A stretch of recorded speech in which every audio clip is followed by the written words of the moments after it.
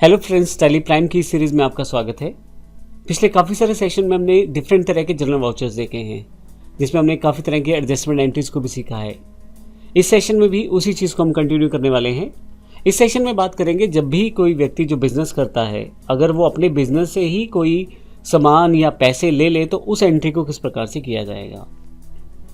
तो मैं आपको बता दूं, कोई व्यक्ति, मान लीजिए मिस्टर राम है, जिनका अपना बिजनेस है और वो अपने कंपनी में से 5,000 रुपये अपने पर्सनल यूज़ के लिए प्रयोग कर लेते हैं, जैसे बच्चों की फ़ीस या घर के किसी खर्चे के लिए वो ले लेते हैं। तो ऐसे केस में वो पैसे जो निकाले जाएंगे वो ड्राइंग्स कहलाएंगी और इनका सीधा प्रभाव कैपिटल पे पड़ता है। इसी तरह से मान लीजिए जो गुड्स हैं, मान लीजिए मेरा कंप्यूटर का बिजनेस है और मैं एक कंप्यूटर की आइटम अपने घर ही ले जाता हूँ, तो ऐसे केस में वो मेरे पर्सनल यूज़ के लिए कहलाई जाएगी। उसको भी हम ड्राइंग की कैटेगरी में ही रखेंगे। तो आइए देखते हैं इन एंट्रीज को किस प्रकार से करते हैं। तो यहाँ मेरे पास दो डिफरेंट डेट्स की एंट्री है, 1/8/21 और 2/8/21 की।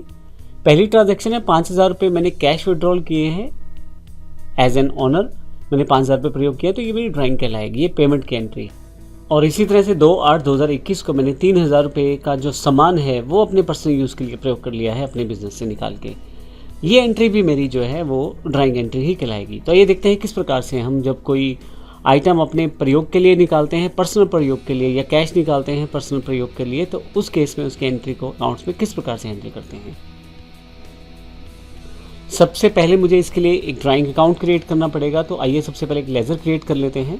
जो ड्राइंग लेजर है ये मेरे पास कैपिटल अकाउंट के अंतर्गत आएगी, क्योंकि इसका जो ग्रुप है वो कैपिटल रखा जाएगा, ताकि जब भी हम कुछ बिजनेस में से निकाले या बिजनेस में से गुड्स का अपने पर्सनल यूज़ के लिए निकाले या पैसा निकाले, दोनों का सीधा प्रभाव कैपिटल अकाउंट पे पड़ने वाला है। यहाँ से मैं एंटर करते हुए नीचे आ जाता हूँ और यहाँ से सेव कर देता हूँ, इसको एस्केप करके बाहर आ जाता हूँ। अब एंट्री की तरफ चलते हैं। सबसे पहले वाउचर एंट्री। सबसे पहले मैंने पेमेंट निकाली। जब पेमेंट निकाली है तो बिज़नेस के लिए एक खर्चा है, क्योंकि मैंने बिज़नेस से पैसे निकाले हैं ये। तो ऐसे केस में मैंने पेमेंट का यहाँ पे वाउचर सेलेक्ट किया है और जो कैश निकाला है, इसलिए मैं यहाँ पे कैश का प्रयोग कर लेता हूँ। और यहाँ पे ड्राइंग के थ्रू कैश निकाला है, यानी कि ये जो पैसा निकाला गया है वो ड्राइंग के नाम पे निकाला गया है 5,000 रुपये। आप देखेंगे कि कैश का बैलेंस जो है वो कम हो गया है और यहाँ पे ड्राइंग अकाउंट में वो एंट्री आ गई है। फाइनली मैं इसको यस कर देता हूँ। दूसरी जो एंट्री थी वो 3,000 रुपये का माल हमने निकाला है। तो जब माल निकाला जाता है ऐसे केस में उसका सीधा असर हमारे जो स्टॉक हैं या परचेज़ हैं उस पर पड़ता है। तो जनरल एंट्री पे मैं यहाँ पे ड्राइंग को डेबिट करूँगा यहाँ से, और जो परचेज अकाउंट है उसको क्रेडिट करूँगा। अब असल में होगा क्या कि जो माल है वो मेरे पास 17,000 रुपये का था, वो 14,000 रुपये का रह गया है, क्योंकि 3,000 का तो मैंने पर्सनल यूज़ के लिए निकाल लिया उसमें से।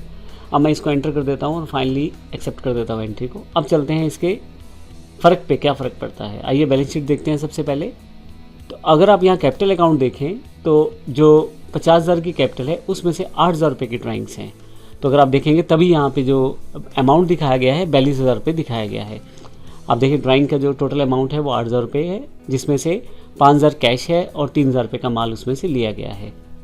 तो इस तरह से इस सेशन में हमने देखा किस प्रकार से हम ड्राइंग एंट्रीज को परफॉर्म कर सकते हैं अकाउंट्स में, और टैली प्राइम में इन एंट्रीज को किस प्रकार से किया जाता है इस सेशन में हमने ये सीखा है।